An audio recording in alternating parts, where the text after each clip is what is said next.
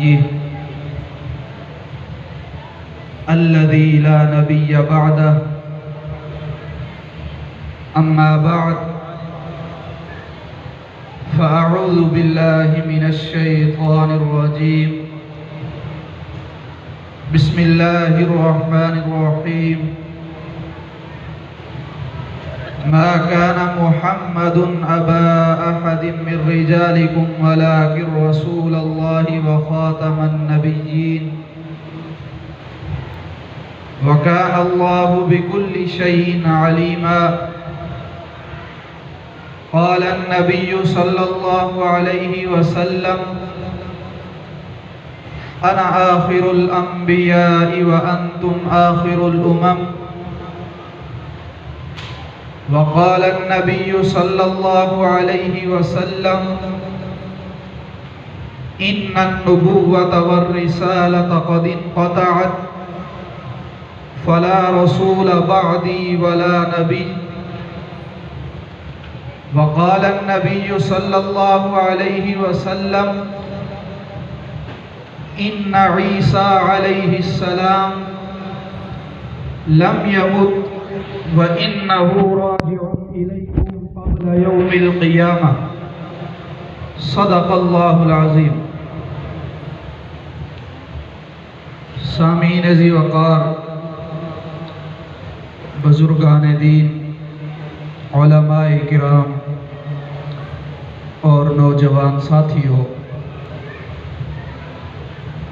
آپ حضرات کے سامنے قرآن مجید میں سے ایک آیت مبارکہ اور مجموعہ احادیث میں سے 3 حدیث مبارکہ تلاوت کی ہیں۔ اللہ تبارک و تعالی سے دعا ہے کہ مجھے حق سچ کہنے اور ہم سب کو اس پر عمل کرنے کی توفیق عطا فرمائے۔ سامعین ذی وقار، میں اور آپ مسلمان ہیں۔ ہمارا دین دین اسلام ہے، اور اسلام 3 چیزوں کے مجموعے کا نام ہے۔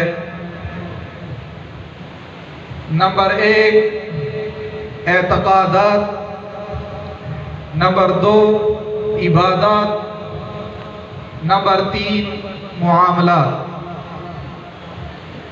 ان میں سے سب سے پہلی چیز اعتقادات ہیں، جو اسلام کے اندر بنیاد کی حیثیت رکھتے ہیں۔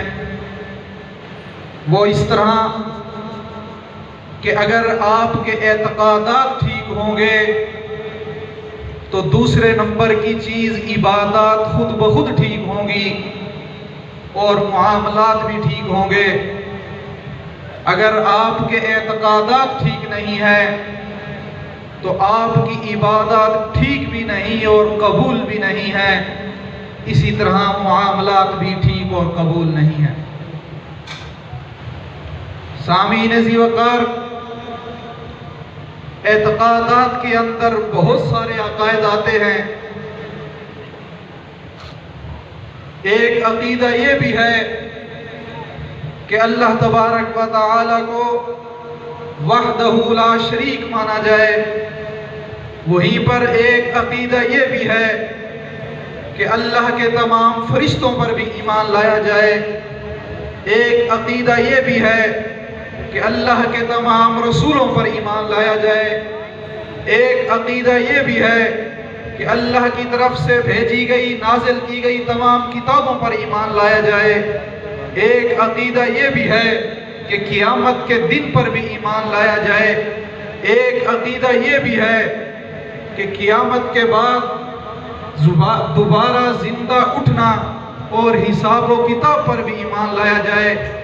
ایک عقیدہ یہ بھی ہے کہ قیامت سے پہلے حضرت امام مہدی علیہ رضوان کی آمد کو بھی مانا جائے۔ ایک عقیدہ یہ بھی ہے کہ حضرت عیسیٰ علیہ السلام کو آسمانوں پر زندہ مانا جائے۔ ایک عقیدہ یہ بھی ہے کہ حضرت عیسیٰ علیہ السلام کو قیامت سے پہلے زندہ آسمانوں سے زمین پر نازل ہونا بھی مانا جائے۔ یہ وہ بنیادی عقائد ہیں، اگر ان میں سے کسی ایک کا بھی کوئی انکار کرتا ہے، کسی ایک پر کوئی ایمان نہیں لاتا، تو وہ دائرہ اسلام سے خارج ہو جایا کرتا ہے۔ سامعین ذی وقار، تمام عقائد پر گفتگو کرنا اس وقت میں میرے لیے مشکل ہے۔ ان میں سے تقریباً 3 عقائد پر گفتگو کرنا چاہوں گا۔ ایک عقیدہ میں نے یہ بیان کیا کہ تمام رسولوں پر ایمان لایا جائے۔ جہاں یہ ضروری ہے کہ تمام رسولوں پر ایمان لایا جائے، وہاں یہ بات بھی ضروری ہے کہ آپ صلی اللہ علیہ وسلم کو آخری نبی اور خاتم النبیین مانا جائے۔ اگر کوئی شخص، دنیا کا کوئی شخص تمام رسولوں پر ایمان لاتا ہے، آپ صلی اللہ علیہ وسلم پر بھی ایمان لاتا ہے، آپ صلی اللہ علیہ وسلم کو نبی بھی مانتا ہے، آپ صلی اللہ علیہ وسلم کو رسول بھی مانتا ہے، لیکن آپ صلی اللہ علیہ وسلم کو خاتم النبیین نہیں مانتا، تو وہ مسلمان نہیں رہتا۔ اسی بات کو اللہ تبارک و تعالی نے قرآن مجید کے اندر ارشاد فرمایا ہے، وَلَٰكِن رَّسُولَ اللَّهِ وَخَاتَمَ النَّبِيِّينَ، کہ آپ صلی اللہ علیہ وسلم اللہ کے رسول بھی ہیں اور خاتم النبیین بھی ہیں۔ اور اسی کی وضاحت آپ صلی اللہ علیہ وسلم نے اپنی حدیث کے اندر ارشاد فرمایا کہ انا آخر الانبیاء وانتم آخر الامم، کہ میری امت کے لوگوں، آج تک اس دنیا کے اندر جتنے انبیاء آئے ہیں ان میں سے آخری نبی میں ہوں، جتنی امتیں آئی ہیں آخری امت تم ہو۔ جب یہ بات واضح ہو چکی کہ آپ صلی اللہ علیہ وسلم آخری نبی، آپ صلی اللہ علیہ وسلم کی یہ امت آخری امت، تو اسی سے یہ نتیجہ بھی نکلتا ہے کہ آپ صلی اللہ علیہ وسلم جب آخری نبی، آپ پر نازل ہونے والی کتاب بھی آخری کتاب، آپ کا لایا گیا دین اور شریعت بھی آخری دین اور شریعت، جب قیامت تک کسی اور دین اور شریعت نے نہیں آنا، جب قیامت تک کسی اور امت نے نہیں آنا، تو پھر معلوم ہوا کہ قیامت تک کسی اور نبی نے بھی نہیں آنا۔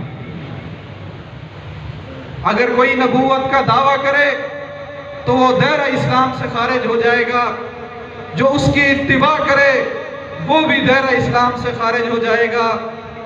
اسی بات کو آپ صلی اللہ علیہ وسلم نے ارشاد فرمایا، انہو سیکون فی امتی کذابون ثلاثون کلہم یزعم انہو نبی وانا خاتم النبیین لا نبی بعدی، کہ میری امت کے لوگوں، میں تمہیں تنبیہ کر رہا ہوں، تمہیں پیشین گوئی کر رہا ہوں کہ یاد رکھو میرے بعد اس دنیا کے اندر 30 جھوٹے دجال پیدا ہوں گے، ان میں سے ہر ایک نبی ہونے کا دعویٰ کرے گا، لیکن یاد رکھو میں آخری نبی ہوں، اب میرے بعد کوئی نبی نہیں آنے والا۔ میں اور آپ جانتے ہیں، تاریخ کے اوراق کی ورگردانی کرتے ہیں تو ہمیں یہ بات معلوم ہوتی ہے کہ آپ صلی اللہ علیہ وسلم نے جو بات ارشاد فرمائی، آپ صلی اللہ علیہ وسلم کی زندگی مبارک کے اندر ہی یہ پیشین گوئی سچ ہونا شروع ہوئی۔ وہ اس طرح کہ آپ صلی اللہ علیہ وسلم کی زندگی کے آخری ایام ہیں، ایک طرف اسود عنسی نامی ایک شخص اٹھتا ہے، نبوت کا اعلان کرتا ہے، نبی ہونے کا دعویٰ کرتا ہے، دوسری طرف مسیلمہ کذاب اٹھتا ہے، وہ بھی نبی ہونے کا دعویٰ کرتا ہے۔ اسود عنسی کے خلاف حضرت فیروز دہلوی رضی اللہ تعالیٰ عنہ تشریف لے جاتے ہیں، اس ناپاک وجود سے اس زمین کو پاک کرتے ہیں، آپ صلی اللہ علیہ وسلم اس دنیا سے چلے جاتے ہیں۔ آپ صلی اللہ علیہ وسلم کے جانے کے بعد سیدنا صدیق اکبر رضی اللہ تعالیٰ عنہ مسلمانوں کے پہلے خلیفہ اور امیر المومنین بنتے ہیں۔ سیدنا صدیق اکبر رضی اللہ تعالی عنہ تمام صحابہ کو جمع کرتے ہیں، صحابہ کو یہ بات بتاتے ہیں کہ آپ صلی اللہ علیہ وسلم کی ختم نبوت پر ڈاکہ ڈالا گیا ہے، آپ صلی اللہ علیہ وسلم کے منصب نبوت پر ڈاکہ ڈالا گیا ہے۔ مسیلمہ کذاب آپ صلی اللہ علیہ وسلم کی نبوت والی کرسی پر بیٹھنے کی کوشش کر رہا ہے، تو آپ حضرات کا کیا مشورہ ہے؟ کسی صحابی نے کوئی اختلاف نہیں کیا، کسی صحابی نے یہ اختلاف نہیں کیا کہ کیوں یہ جنگ کرنی ہے۔ آپ صلی اللہ علیہ وسلم اس دنیا سے چلے گئے ہیں، ہمارے پاس وہ طاقت نہیں رہی۔ سب صحابہ نے بیک وقت ایک ہی اعلان کیا کہ آپ صلی اللہ علیہ وسلم کے بعد اگر کوئی نبوت کا اعلان کرے گا، اگر کوئی آپ صلی اللہ علیہ وسلم کی ختم نبوت پر ڈاکہ ڈالے گا تو بیوی بچوں کو چھوڑا جا سکتا ہے، اپنی جانیں دی جا سکتی ہیں، لیکن اس کو نبی نہیں مانا جا سکتا۔ میں اور آپ جانتے ہیں صحابہ اکرام کا لشکر تیار ہوتا ہے، لشکر روانہ ہوتا ہے، سیدنا خالد بن ولید رضی اللہ تعالی عنہ کی عمارت کے اندر یمامہ کا میدان ہے، صحابہ کا لشکر پہنچتا ہے، صف بندی ہوتی ہے، مسیلمہ کذاب کا لشکر بھی سامنے ہے، صحابہ اکرام کا بھی لشکر ہے، جنگ ہوتی ہے۔ یہاں پر ایک بات عرض کرنا چاہوں گا، وہ بات یہ کہ آپ صلی اللہ علیہ وسلم اس دنیا کے اندر کل 63 سال رہے ہیں، 63 سال۔ 40 سال کی عمر میں آپ کو نبوت عطا کی گئی، 63 سال کی عمر میں آپ کی وفات ہوئی ہے۔ 40 سے لے کر 63 سال، یہ 23 سال بنتے ہیں جن کو 23 سالہ دور نبوت کہا جاتا ہے۔ ان 23 سالہ دور نبوت کے اندر جناب نبی کریم صلی اللہ علیہ وسلم نے اپنے صحابہ اکرام کے ساتھ مل کر کفار کے خلاف کئی جنگیں لڑی ہیں۔ ان جنگوں کے اندر جو صحابہ اکرام شہید ہوئے ہیں ان کی تعداد 259 صحابہ اکرام ہے، لیکن جب آپ صلی اللہ علیہ وسلم کی ختم نبوت پر ڈاکہ ڈالا گیا، آپ صلی اللہ علیہ وسلم کی منصب نبوت پر ڈاکہ ڈالا گیا، تو اس فتنے کے خلاف جو جنگ لڑی گئی ہے، اس جنگ کے اندر 1200 صحابہ اکرام شہید ہوئے ہیں۔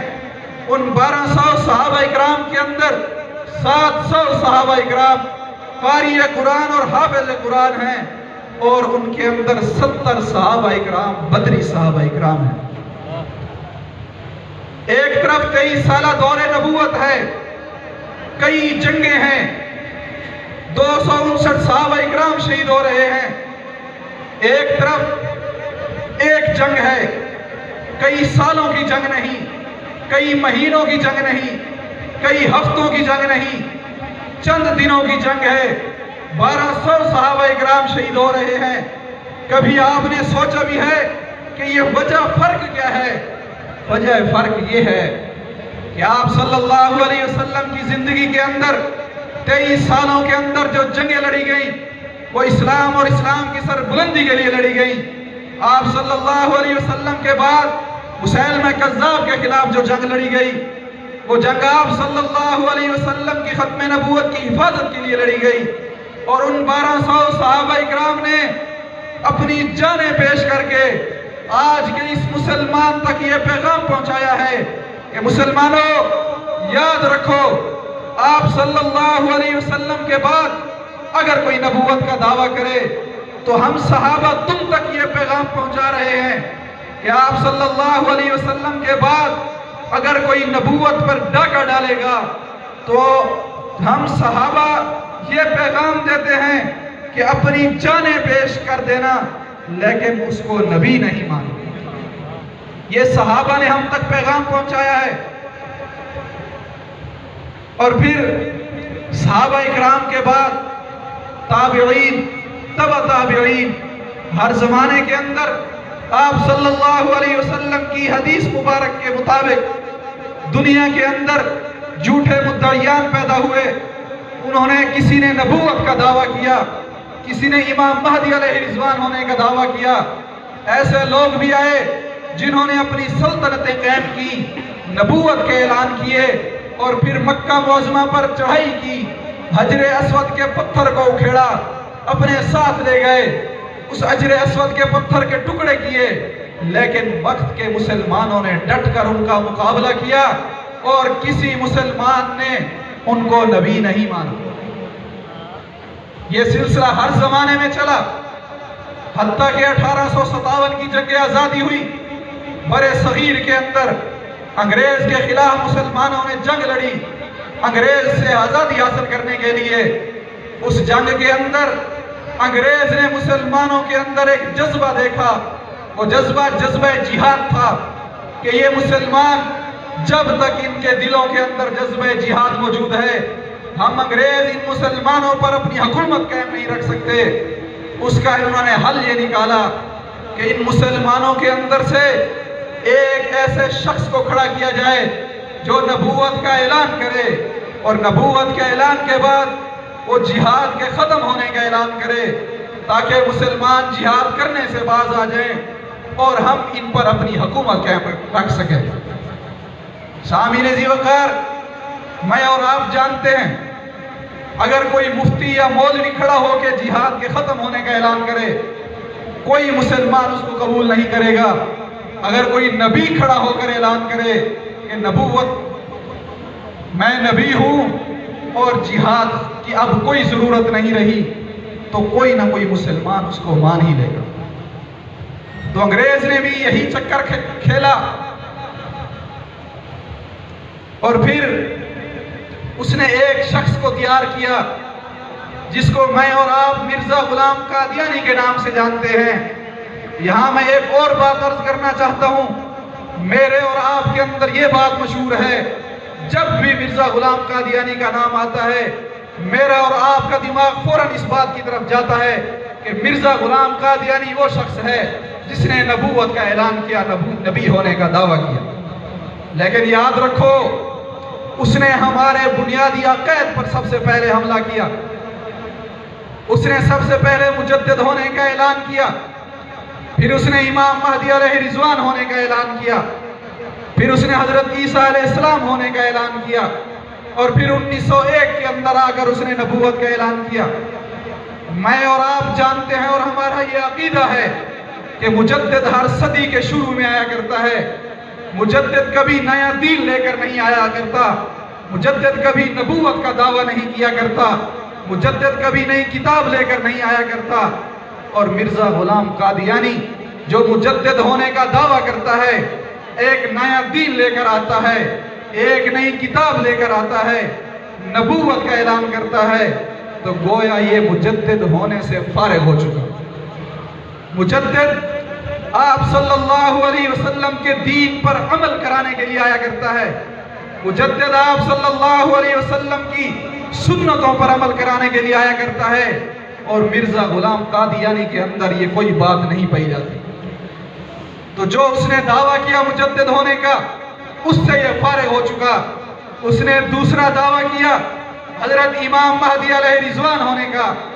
میرا اور آپ کا یہ بنیادی عقیدہ ہے جو کچھ دیر پہلے میں عرض کر چکا ہوں کہ اگر کوئی شخص اس بات کا انکار کرتا ہے، اگر کوئی شخص اس بات پر ایمان نہیں لاتا کہ حضرت امام مہدی علیہ رضوان نے قیامت سے پہلے اس دنیا میں آنا ہے، وہ دائرہ اسلام سے خارج ہو جایا کرتا ہے۔ آپ صلی اللہ علیہ وسلم نے ارشاد فرمایا کہ لوگوں یاد رکھو، اگر قیامت کے قائم ہونے سے ایک دن بھی باقی رہ گیا تو پھر بھی حضرت امام مہدی علیہ رضوان اس دنیا میں آئیں گے۔ اتنا بنیادی عقیدہ ہے، اور مرزا غلام قادیانی نے ہمارے اس بنیادی عقیدے پر حملہ کیا اور حضرت امام مہدی علیہ رضوان ہونے کا دعویٰ کیا۔ آپ حضرات کے سامنے آپ صلی اللہ علیہ وسلم کی چند احادیث مبارکہ سے حضرت امام مہدی علیہ رضوان کی نشانی عرض کرنا چاہتا ہوں۔ اگر آپ وہ نشانیاں یاد رکھیں گے تو آپ کے دماغ کے اندر حضرت امام مہدی علیہ رضوان کے متعلق جو قادیانی اشکالات ڈالتے ہیں وہ دور ہوں گے۔ آپ صلی اللہ علیہ وسلم نے ارشاد فرمایا حضرت امام مہدی علیہ رضوان مدینہ کے اندر پیدا ہوں گے۔ آپ صلی اللہ علیہ وسلم نے ایک اور حدیث کے اندر ارشاد فرمایا حضرت امام مہدی علیہ رضوان میرے خاندان یعنی سید خاندان میں سے ہوں گے۔ آپ صلی اللہ علیہ وسلم نے ارشاد فرمایا حضرت امام مہدی علیہ رضوان مدینہ سے مکہ کی طرف ہجرت کریں گے۔ آپ نے ارشاد فرمایا حضرت امام مہدی علیہ رضوان کے والد کا نام میرے والد کے نام پر ہوگا۔ آپ صلی اللہ علیہ وسلم نے ارشاد فرمایا حضرت امام مہدی علیہ رضوان کا نام میرے نام پر ہوگا۔ گویا کہ حضرت امام مہدی علیہ رضوان سید خاندان میں سے ہوں گے، مدینہ میں پیدا ہوں گے۔ آپ کا نام محمد ہوگا، آپ کے والد کا نام عبداللہ ہوگا۔ مدینہ سے مکہ کی طرف ہجرت کریں گے۔ اب چلیے مرزا غلام قادیانی کی طرف۔ میں اور آپ یہ بات جانتے ہیں کہ وہ مدینہ میں پیدا نہیں ہوا، بلکہ کبھی اس نے خواب کے اندر بھی مدینہ کی زیارت نہیں کی۔ وہ قادیان انڈیا کے اندر پیدا ہوا، اس کا نام مرزا غلام احمد قادیانی ہے، محمد نام نہیں۔ اس کے والد کا نام عبداللہ نہیں، وہ سید خاندان میں سے نہیں۔ تو گویا یہ حضرت امام مہدی علیہ رضوان ہونے سے بھی فارغ ہو چکا ہے۔ اب اس نے تیسرا دعویٰ کیا حضرت عیسیٰ علیہ السلام ہونے کا۔ میرا اور آپ کا یہ بنیادی عقیدہ ہے حضرت عیسیٰ علیہ السلام زندہ آسمانوں پر موجود، قیامت سے پہلے زندہ آسمانوں سے زمین پر تشریف لائیں گے۔ اگر کوئی اس کا انکار کرتا ہے تو وہ دائرہ اسلام سے خارج ہو جاتا ہے۔ آپ صلی اللہ علیہ وسلم کی احادیث اس پر موجود ہیں کہ حضرت عیسیٰ علیہ السلام دمشق کی جامع مسجد کے اندر تشریف لائیں گے، آسمانوں سے نازل ہوں گے، فرشتوں کے کندھوں پر ہاتھ رکھے ہوئے آئیں گے، اور پھر حضرت امام مہدی علیہ رضوان وہاں پر موجود ہوں گے۔ حضرت امام مہدی علیہ رضوان حضرت عیسیٰ علیہ السلام کو نماز پڑھائیں گے۔ حضرت عیسیٰ علیہ السلام دجال کے خلاف جہاد کریں گے، دجال کو قتل کریں گے، خنزیر کو قتل کریں گے، اور عیسائیوں کی صلیب کو توڑیں گے۔ اور آپ صلی اللہ علیہ وسلم نے ارشاد فرمایا کہ اس دنیا کے اندر جب حضرت عیسیٰ علیہ السلام آئیں گے تو پوری دنیا کے اندر اسلام کا غلبہ ہو جائے گا۔ اور پھر آپ صلی اللہ علیہ وسلم نے ارشاد فرمایا کہ حضرت عیسیٰ علیہ السلام جب اس دنیا میں آئیں گے دجال کو قتل کریں گے، خنزیر کو قتل کریں گے، صلیب کو توڑیں گے، اس دنیا کے اندر امن قائم ہو جائے گا۔ اور ایک ایسا وقت آئے گا کہ دنیا کے اندر مال کی فراوانی ہو جائے گی، وہ اس طرح ہوگی کہ دنیا کے اندر ہر غریب آدمی امیر ہو جائے گا، زکوٰۃ دینے والا ہوگا لیکن لینے والا کوئی شخص نظر نہیں آئے گا۔ اور مرزا غلام قادیانی کے زمانے کے اندر نہ اسلام پوری دنیا پر پھیلا، نہ مرزا غلام قادیانی آسمانوں سے نازل ہوا بلکہ ماں کے پیٹ سے آیا تھا، اور نہ مرزا غلام قادیانی نے صلیب کو توڑا، بلکہ مرزا غلام قادیانی کے زمانے کے اندر جتنی عیسائیت کو تقویت ملی ہے، جتنی عیسائیت اس کے زمانے میں پھیلی ہے کسی زمانے میں نہیں پھیلی۔ تو یہ حضرت عیسیٰ علیہ السلام ہونے سے بھی فارغ ہو چکا۔ یہاں ایک اور بات عرض کرنا چاہوں گا۔ آپ حضرات کے سامنے جو میں نے باتیں عرض کی، آپ صلی اللہ علیہ وسلم کی احادیث سے ہمیں یہ بات معلوم ہوتی ہے کہ حضرت امام مہدی علیہ رضوان ایک الگ شخصیت ہیں جو مدینہ میں پیدا ہوں گے۔ حضرت عیسیٰ علیہ السلام ایک الگ شخصیت ہیں جو آسمانوں سے نازل ہوں گے۔ گویا ہمیں معلوم یہ ہوا کہ یہ دو شخصیتیں ہیں، حضرت امام مہدی الگ شخصیت، حضرت عیسیٰ علیہ السلام الگ شخصیت، اور مرزا غلام قادیانی ایک ہی شخص ہے جو دو شخصیتیں ہونے کا دعویٰ کر رہا ہے۔ گویا کہ یہ وہ دو شخصیتیں نہیں جو آپ صلی اللہ علیہ وسلم کی حدیث سے ہمیں معلوم ہوتی ہیں۔ یہ بات یاد رکھیے کہ حضرت عیسیٰ علیہ السلام الگ شخصیت، حضرت امام مہدی علیہ رضوان الگ شخصیت۔ ایک ہی شخص اگر ان دو شخصیتوں پر قبضہ کرنے کی کوشش کرے گا تو وہ جھوٹا ہوگا، سچا نہیں ہوگا۔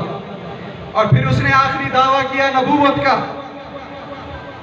آپ حضرات سے درخواست کرنا چاہتا ہوں کہ نبی وہ ہوا کرتا ہے جب اس کو نبوت ملتی ہے، نبوت کے اعلان کے لیے وہ پہاڑ کی چوٹی پر کھڑے ہو کر اپنی امت کو اعلان کرتا ہے، ان لوگوں میں اعلان کرتا ہے جن لوگوں کے اندر اس نے اپنی 40 سالہ زندگی گزاری ہوتی ہے، اور پہاڑ کی چوٹی پر کھڑے ہو کر اعلان کرتا ہے، لوگوں حل وجدتمونی صادقا او کاذبا، کہ لوگوں میری 40 سالہ زندگی تمہارے سامنے ہے، ان 40 سال کے اندر تم نے مجھے سچا پایا ہے یا جھوٹا پایا ہے؟ تو وہ کفار اور مشرکین مکہ اعلان کرتے ہیں کہ اے اللہ کے رسول، اگرچہ ہم آپ پر ایمان نہیں لاتے، لیکن ہم اس بات کی گواہی دیتے ہیں کہ آپ صلی اللہ علیہ وسلم، ہم نے آپ کو 40 سالوں کے اندر سچا ہی سچا پایا ہے۔ اور مرزا غلام قادیانی اور اس کے ماننے والے لوگ آج بھی مرزا غلام قادیانی کی 40 سال تو دور کی بات ہے، 20 سالہ زندگی پر بھی گفتگو کرنا نہیں چاہتے۔ کیوں؟ کیونکہ اس کا کردار نرالا ہی نرالا ہے۔ سامعین ذی وقار، نبی وہ ہوا کرتا ہے جو چاند کی طرف اشارہ کرے تو چاند 2 ٹکڑے ہو جایا کرتا ہے۔ نبی وہ ہوا کرتا ہے، ایک نبی وہ ہوا کرتا ہے جو پتھر پر لاٹھی مارے تو پتھر سے چشمے ابل پڑتے ہیں۔ ایک نبی وہ ہوا کرتا ہے جو زمین پر اپنی ایڑی رگڑے تو اس ایڑی رگڑنے سے چشمے پھوٹ جایا کرتے ہیں۔ اور ایک نبی وہ بھی ہوا کرتا ہے جو پانی کے پیالے کے اندر اپنے ہاتھ مبارک رکھے تو انگلیوں سے چشمے جاری ہو جایا کرتے ہیں۔ اس نبی کو خاتم النبیین بھی کہا کرتے ہیں۔ میرے دوستو، نبی وہ ہوا کرتا ہے جو درختوں کی طرف اشارہ کرے، درختوں کو بلائے تو درخت زمین چیر کر نبی کے قدموں میں آ جایا کرتے ہیں۔ نبی وہ ہوا کرتا ہے کہ ایک شخص آئے، آپ صلی اللہ علیہ وسلم اس کو ایمان کی دعوت دیں، اسلام کی دعوت دیں، اور وہ نشانی مانگے۔ آپ صلی اللہ علیہ وسلم سامنے دیکھیں، درخت کھڑا ہے، کھجور کا درخت ہے، کھجور کے درخت پر کھجور کے خوشے بھی موجود ہیں۔ آپ صلی اللہ علیہ وسلم اس کھجور کے خوشوں کی طرف اشارہ فرمائیں، کھجور سے وہ خوشہ ٹوٹے، زمین پر گرے، زمین کو چیرتا ہوا آئے، آپ صلی اللہ علیہ وسلم کے قدموں میں آئے، آپ صلی اللہ علیہ وسلم کی نبوت اور رسالت کی گواہی دے۔ وہ نبی ہوا کرتا ہے، نہ کہ وہ کہ جس کی دن رات شراب پینے میں گزریں، جس کی راتیں زنا کرنے میں گزریں، جس کے دن انبیاء علیہ السلام کی توہین کرنے میں گزرے، جو خدائی کا دعویٰ کرے، وہ نبی نہیں ہوا کرتا۔ سامعین ذی وقار، اس کے بعد اس نے کئی ساری کتابیں لکھی۔ میں اپنی معروضات کو ختم کرنے کی طرف جا رہا ہوں۔ اس نے بہت ساری کتابیں لکھی۔ ان کتابوں کے اندر جہاں اس نے نبوت کا دعویٰ کیا، وہاں اس نے خدائی کا بھی دعویٰ کیا، وہاں اس نے انبیاء علیہ السلام کی توہین بھی کی، وہاں اس نے صحابہ اکرام کی بھی توہین کی، وہاں اس نے قرآن مجید کی بھی توہین کی، وہاں اس نے اہل بیت کی بھی توہین کی۔ سامعین ذی وقار، میں آپ حضرات سے سوال کرنا چاہتا ہوں، جو شخص خدائی کا دعویٰ کرے، کیا وہ مسلمان رہتا ہے؟ جو اس کو مانے وہ مسلمان رہتے ہیں؟ جو انبیاء کی توہین کرے، کیا وہ مسلمان رہتے ہیں؟ جو اس کو مانے، کیا وہ مسلمان رہتے ہیں؟ اپنی کتابوں کے اندر یہ بات لکھتا ہے کہ ایک دن میں نے دیکھا، خواب کے اندر میں دیکھتا ہوں کہ میں نے اس زمین کو بنایا، آسمان کو بنایا، اور پھر میں نے یقین کر لیا کہ میں ہی وہ خدا ہوں جو زمین اور آسمان کو بنا رہا ہوں۔ انبیاء علیہ السلام کی توہین کرتے ہوئے اس نے کہا کہ جو درجہ حضرت آدم علیہ السلام کو ملا تھا، وہی درجہ مجھے بھی ملا ہے۔ گویا کہ میں آدم بھی ہوں، میں نوح بھی ہوں، میں موسیٰ بھی ہوں۔ حضرت عیسیٰ علیہ السلام کی توہین کرتے ہوئے اس نے کہا، حضرت عیسیٰ علیہ السلام شرابی آدمی تھے۔ حضرت عیسیٰ علیہ السلام کی نانیوں کے متعلق اس نے کہا، حضرت عیسیٰ علیہ السلام کی نانیاں زناکار عورتیں تھیں۔ سامعین عزیز وقار، قرآن مجید کے متعلق اس نے کہا کہ قرآن مجید کے الفاظ میرے منہ کی باتیں ہیں۔ گویا جو 1400 سال پہلے آپ صلی اللہ علیہ وسلم پر جو قرآن مجید نازل ہوا، اس قرآن مجید کے متعلق مرزا غلام قادیانی کہتا ہے کہ وہ میرے منہ کی باتیں ہیں۔ سامعین عزیز وقار، سیدنا صدیق اکبر رضی اللہ تعالیٰ عنہ، سیدنا عمر فاروق رضی اللہ تعالیٰ عنہ، ان دو حضرات کے متعلق ان کی کتابوں کے اندر یہ بات موجود ہے کہ یہ دو حضرات مرزا قادیانی کے جوتوں کے تسمے کھولنے کے لائق نہیں تھے، نعوذ باللہ۔ میں آپ حضرات سے پوچھنا چاہتا ہوں کہ میرے اور آپ کے سامنے خدائی کے دعوے کیے جائیں، انبیاء علیہ السلام کی توہین کی جائے، آپ صلی اللہ علیہ وسلم کی نبوت پر ڈاکہ ڈالا جائے، صحابہ اکرام کی توہین کی جائے، اہل بیت کی توہین کی جائے، تو میں اور آپ نے اس کے مقابلے میں کیا کیا؟ سامعین عزیز وقار، میرا اور آپ کا حق تو یہ بنتا ہے کہ ہم آپ صلی اللہ علیہ وسلم کی ختم نبوت کا تحفظ کریں، انبیاء علیہ السلام کا تحفظ کریں، قرآن مجید کا تحفظ کریں، لیکن آج تک ہم نے ان میں سے کسی ایک چیز پر بھی عمل نہیں کیا۔ سامعین عزیز وقار، آخری گزارشات آپ تک پہنچانا چاہتا ہوں، وہ یہ کہ میں اور آپ مسلمان ہیں، ہماری نوجوان نسل مسلمان ہے، لیکن آج کی ہماری نوجوان نسل صرف اور صرف نام کی مسلمان ہے۔ یہ بنیادی عقائد جو میں نے آپ تک پہنچائے، یہ نوجوان نسل ہماری ان بنیادی عقائد سے لا علم ہو چکی ہے۔ جس طرح ہماری نوجوان نسل مساجد مدارس سے دور ہے، اسی طرح دینی مسائل سے بھی لا علم ہے، اسی طرح ان بنیادی عقائد سے بھی لا علم ہے۔ اب میرا اور آپ کا یہ فرض بنتا ہے کہ اس نوجوان نسل تک اس پیغام اور ان بنیادی عقائد کو پہنچایا جائے۔ میرا اور آپ کا اگر کوئی بچہ سکول، کالج، یونیورسٹی میں پڑھتا ہے تو میرے اور آپ پر فرض ہے کہ اس بچے تک اس پیغام کو پہنچایا جائے۔ محترم سامعین، ایسے واقعات بھی آئے ہیں کہ 80 سال کا بوڑھا ہے، اس سے جب پوچھا گیا حضرت عیسیٰ علیہ السلام کے متعلق کہ حضرت عیسیٰ علیہ السلام کہاں ہیں، انہوں نے آنا ہے یا نہیں آنا، تو وہ 80 سال کا بوڑھا اس بات سے لا علم ہے کہ حضرت عیسیٰ علیہ السلام آسمانوں پر زندہ موجود ہیں، قیامت سے پہلے انہوں نے زمین پر آنا ہے۔ میں آپ سے یہ سوال کرتا ہوں، اگر کوئی ایک شخص اس حالت میں اس دنیا سے چلا جاتا ہے، اس کو اس بات کا علم نہیں کہ حضرت عیسیٰ علیہ السلام نے آنا ہے، حضرت امام مہدی علیہ رضوان نے آنا ہے، تو میں آپ سے پوچھنا چاہتا ہوں، قیامت کے دن وہ کس کا گریبان پکڑے گا؟ جب اس سے سوال ہوگا حضرت عیسیٰ علیہ السلام کے متعلق، حضرت امام مہدی علیہ رضوان کے متعلق، تو وہ کس کا گریبان پکڑے گا؟ یقیناً وہ میرا اور آپ کا گریبان پکڑے گا کہ میں اور آپ نے اس پیغام کو جانتے ہوئے کسی اور تک نہیں پہنچایا۔ آپ حضرات سے یہ درخواست کرنا چاہوں گا کہ آج کی نوجوان نسل تک اس پیغام کو پہنچایا جائے۔ یہ نہ ہو کہ کل قیامت کے دن ہماری اولاد، ہماری نوجوان نسل ہمارا ہی گریبان پکڑ کر کھڑی ہو اور ہم سے وہ سوال کر رہی ہو کہ آپ مجرم ہیں، آپ نے ہم تک اس پیغام کو نہیں پہنچایا تھا۔